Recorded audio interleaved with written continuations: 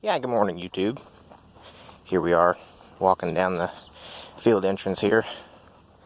Go over here and have a look at the neighbor's beans.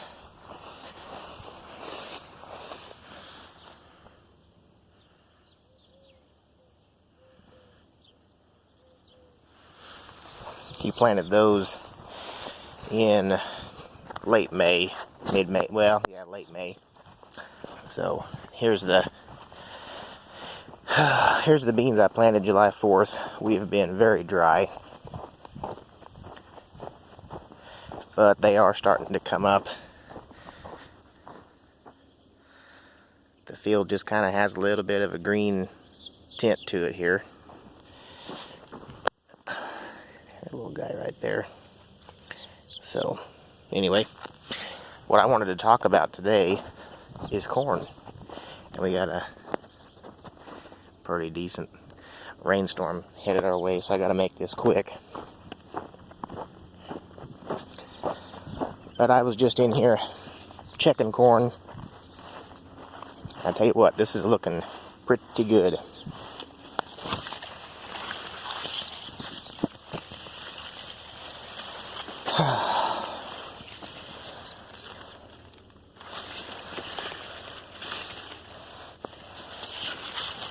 That one's got an ear there and a little ear there. A lot of these have two pretty good sized ears on them. If I can find one, I'll show it to you.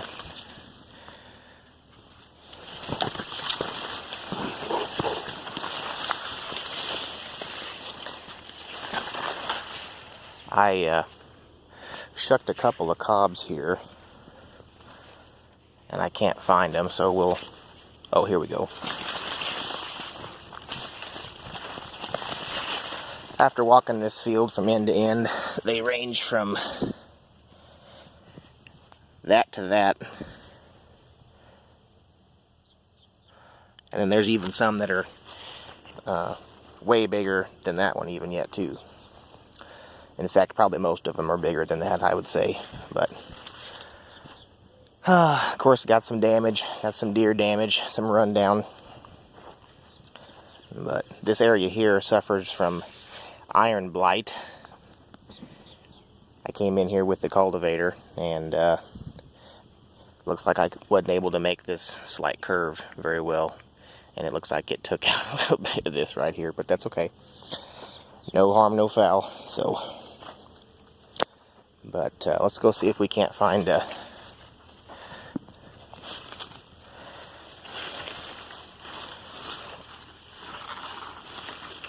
yeah, most of these have two ears on them, so.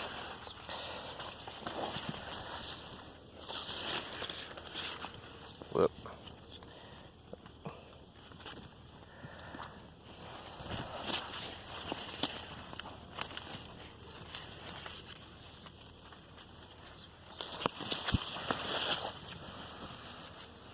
It's well over my head. I'm 6'1", so I'm very happy with as dry as it's been this spring. I am very happy with the way that this year's crop has turned out. It really has been pretty decent. So I don't think we're going to be, 300 bushel corn, but we're definitely going to be above average this year, even though we've had below average rainfall. So anyway, here's a look at some of the corn here. We might go down to the other field I've got here later today and see what's going on. It kind of depends on what the storm does. So just figured I'd give you guys a little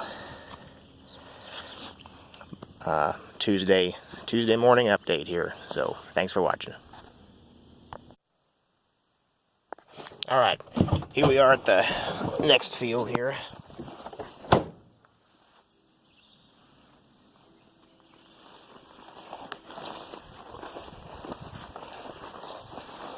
This area right here, for some reason, right here on the edge of the field, I had planter issues or something, but the rest of the field doesn't look like this. So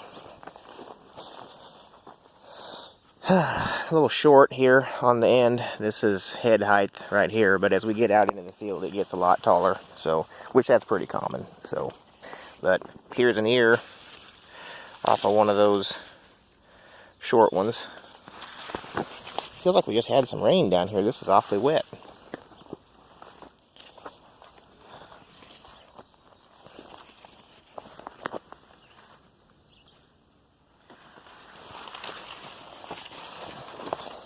Yeah. I think we did. I think it's been sprinkling down here. So, but that's good. We want that. Got to have that moisture on there. So, and I'm not an agronomist or a corn expert at all. So, this is my first year doing corn on my own.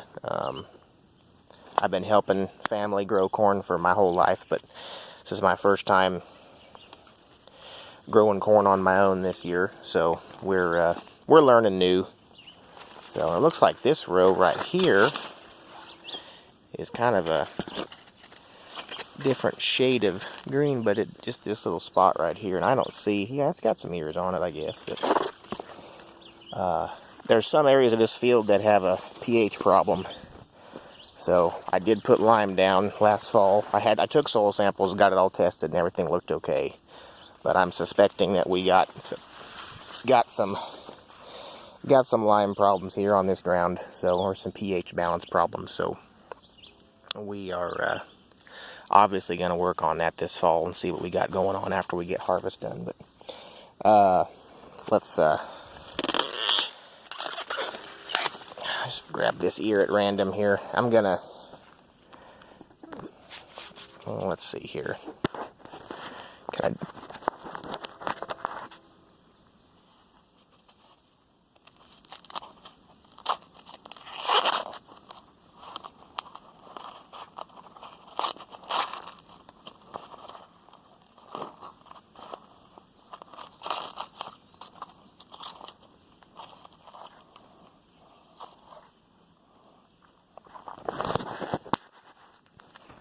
okay, one-handed. Suppose it didn't do too bad here, but yeah, not too shabby at all. So, pretty decent looking corn for as dry of a year as we've had so far. So yeah, I'm not mad about that at all. So, and it looks like most of these down here have two. They have a main ear and then a little sacrificial ear down below. So, but anyway, and actually the plant that I just took this one off of, this one came from right there, and it's got another one right there. Huh, interesting. Interesting. So hopefully, well, we're shaping up to have a pretty decent corn yield this year. I don't want to jinx myself, but it's looking pretty good for Kansas corn. We actually grow quite a bit of corn here in Kansas, a lot more than people think we do. Corn is probably our second most popular crop behind wheat. Pretty sure I read a study here a while ago, then it went wheat, corn, and then beans. So we grow a lot of beans too, though. So, but anyway, I'll put you, see if you'll hang out right there on the truck. Here we go.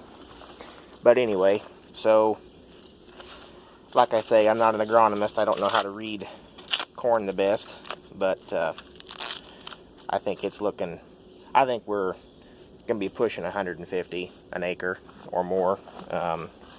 That's pretty normal for around here, but for as dry as the spring we've had, I was expecting a lot less than this. So I'm going to grab this other ear out of here.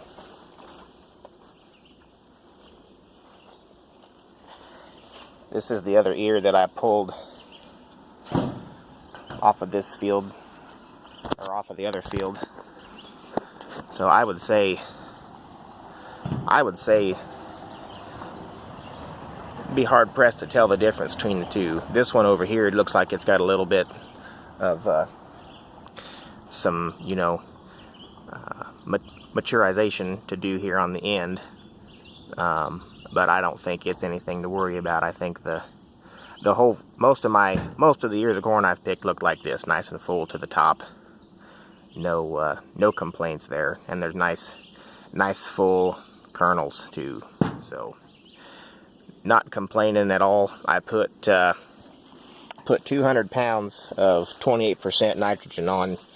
Well, I put 200 pounds of N on every cornfield I have, and they all look pretty decent. So I think we just got lucky and are blessed this year. We just had just the right amount of rain at just the right time. We didn't get an abundance of rain like some guys did, but we got enough to kind of get the crops going here this spring, and we were able to get planted super early, so the corn missed a bunch of the heat, the super heat we've had here the last month or so. So, in fact, my corn started tasseling out about, exactly 4 or 5 days before the first 100-degree day hit here, and I really think that's what saved it. It tasseled out and started making ears before the heat came, and so it didn't have to deal with the lack of moisture too awfully hard. But we're about to get hammered here, so we're going to get some rain and some wind, so I hope it doesn't lay this all out flat. But anyway, we are pretty optimistic this year about the corn crop. So and this field here was 8 feet tall with tree saplings in March. So this field has come a long way from an overgrown piece of trash to this. So let's go look at some beans that I've got planted, and we'll talk to you guys then. Okay. Yeah, beans aren't looking too bad at all, especially for how wide these rows are. And I sprayed these 2 weeks ago. There was some pretty decent amount of velvet leaf and grass coming up in the rows. It looks like it did away with most of the velvet leaf, or at least stunted it enough to where look out across there, you can see right here where the velvet leaf is dying off there. So hopefully I don't have to come back, and looks like we got a little spot right here that the velvet leaf is still gonna be a problem, but it's been so dry. These are Roundup Ready beans. It's been so dry that I hate to spray them when it's this dry out, just because it stresses them out so bad. But we got a pretty good knockback on the velvet leaf. We at least stunted it here in the row. So I have thought about coming out here and cultivating these, but like I say, it's been so dry, I hate to get rid of the little moisture we do have. But yeah, they're looking really good. And these are a K-State, Kansas State University variety bean. I can get you numbers if y'all want them, but they're looking really good. This is kind of one of my, I don't want to say crappier fields, but this is on the same property that last cornfield was on, and this was all 8-foot tall shrubs too before I got a hold of it. So hope I can have this this is rented ground that we're on here. Hope I can have this for a few more years. That way I don't waste I didn't waste my spring. But cleaning this up and getting it looking ship shape again. But there's 10 acres up here on this part, and we'll drive back, and my door shut here. We'll drive back and look at this little 5-acre piece here on the back side. So there's 15 acres on this rented property here. I'm basically farming it for next to nothing. The guy has this ground for sale here. It's residential, somewhat residential. He wants to sell it to somebody who's going to build a house here, but he hasn't had any buyers for it yet. So we're farming it. If you look way over there, those trees right there. Yeah, where am I here? Focus. There you go. Those trees out there. That's what it looked like. These trees right over on back in here. they were all 8-10 foot tall saplings throughout this whole field here. So I had to quit there because there's a, see that camper back there? There's a guy that used to live on this place, and he's got a bunch of trash over there. So I had to quit. Had to stop there because it wasn't gonna be worth me tearing all those out for no more than the 1 acre I was gonna get out of those trees. So I left all those there. So pretty decent deer population around here too, which I'm not very happy with, but that's okay. People don't hunt like they used to, at least in my area, so it always seems to be the deer that eat the beans that cause your problems. So, but yeah, let's get out and look at this field here. I see some, and we had some velvet leaf here too problems, and some other weeds, yeah, other weeds here in the row, but had some grass problems here. But it looks like it knocked quite a bit of that down, except it looks like I missed a little swath right here, but that's okay. We're not going to bitch about that too much. So now this field back here, it did not have hardly anything on it. It was just grass, so this one wasn't too bad to get under control here. So, and everything's pretty wet. I think we had some rain down here earlier this morning, just a little bit. So, but we'll look out over the rows here. Pretty good looking field. I'm not mad about this field at all. Oh, this is my first time being back here since I planted, or since I sprayed, I mean.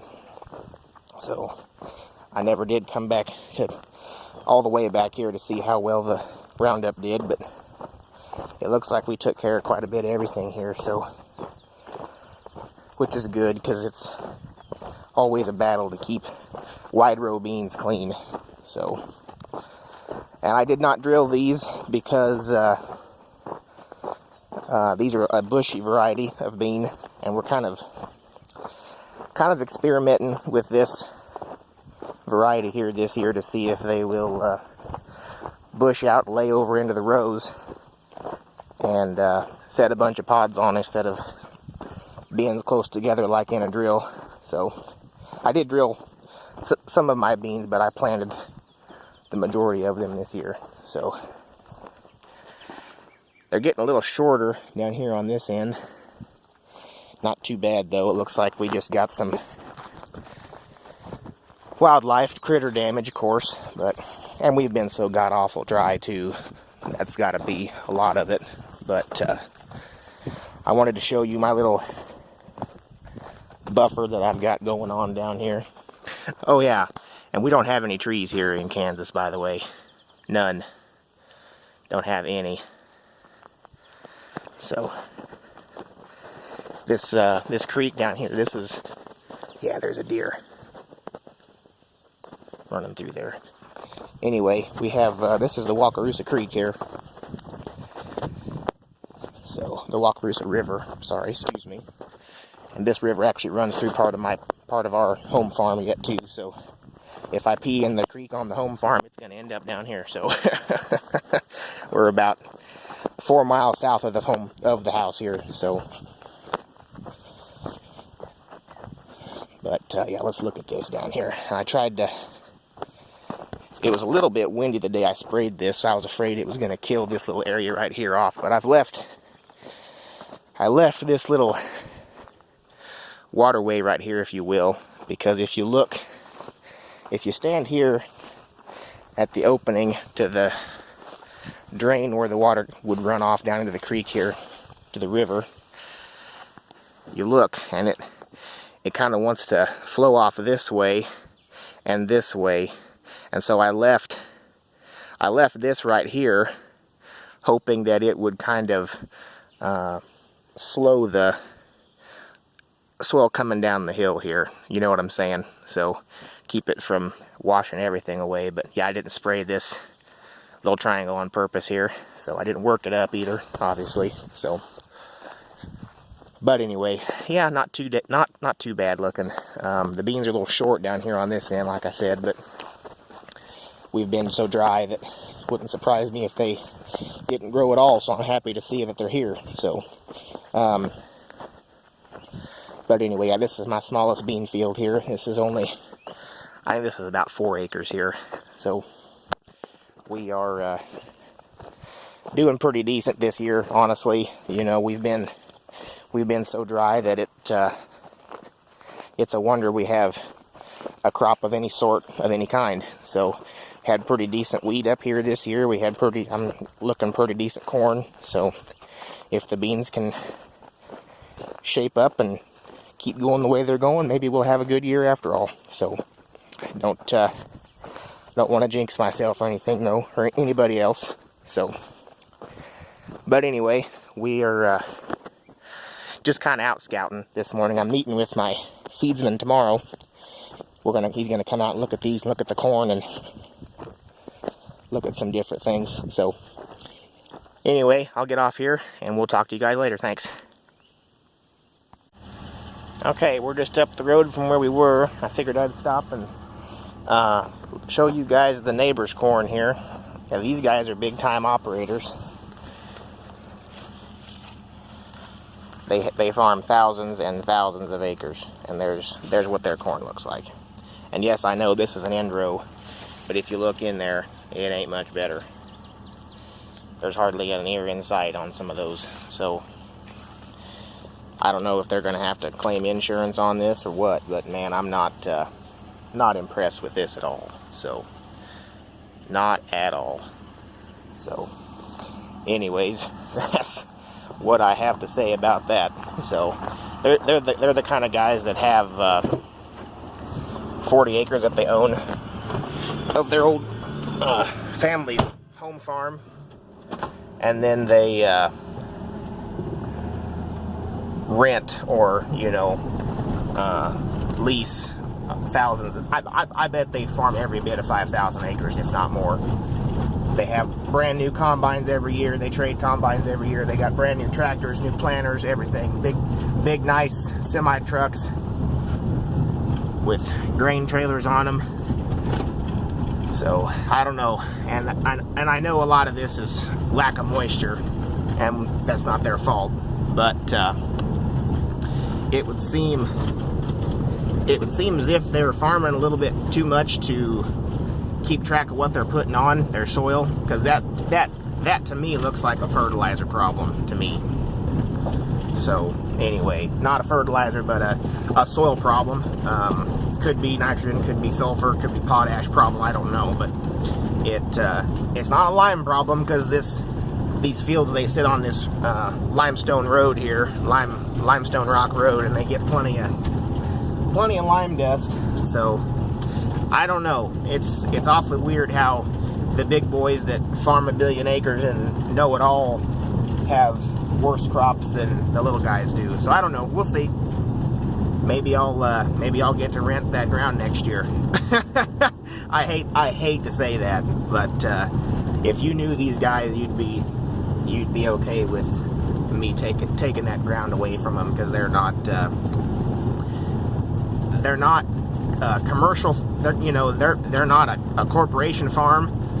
They're owned by 2 or 3 brothers in the area, but none of them do the work. They hire all their work out. They hire their help anyway. They don't own the equipment either. They rent it from the bank every year, and they hire help. Actually, here's some of their farmyard there. But anyway, I don't want to show too much. But so anyway, that's my rant about the guys that are big B, little U kind of guys. Sometimes they don't grow crops that are worth anything, just because they have too much going on and not enough time in the day to care for their ground the proper way, and those guys are not no-till. There's not very many guys in this part of the state that are. Our ground up here is pretty black and heavy, and it stays wet long into the spring, and so we have to get in there and work it up. And so I'm not alone being a conventional till farmer around here. We don't have very many hills, and we have lots of trees, so we don't have a wind erosion problem. Anyway, So that's all. I just wanted to kind of show you guys comparison between a big time operator and, you know, 500 acres or less guy like me. So it just kind of gets to me sometimes that these guys have all this ground and talk shit on everybody, you know, on all the small guys in the area. My grandpa and them did not get along well at all. And they're also the kind of guys that plant dicamba beans right next to your Roundup Ready beans or whatever, and they don't tell you that's what they're going to do. Then they spray and kill your beans and laugh at you when you tell them that you didn't have dicamba beans planted. And they kind of hem-haw around before they pay you for what they did. So it's, I don't know, it's one of those situations where they're better than everybody else and they don't have time to care about what anybody else is doing. So I don't know. You know, there's certain ways to live one's life, and to me that doesn't sound like a good way to do it. So anyway, I'm going to get off here. I'll get off my tractor-shaped soapbox here, and we'll talk to you guys later. Thanks.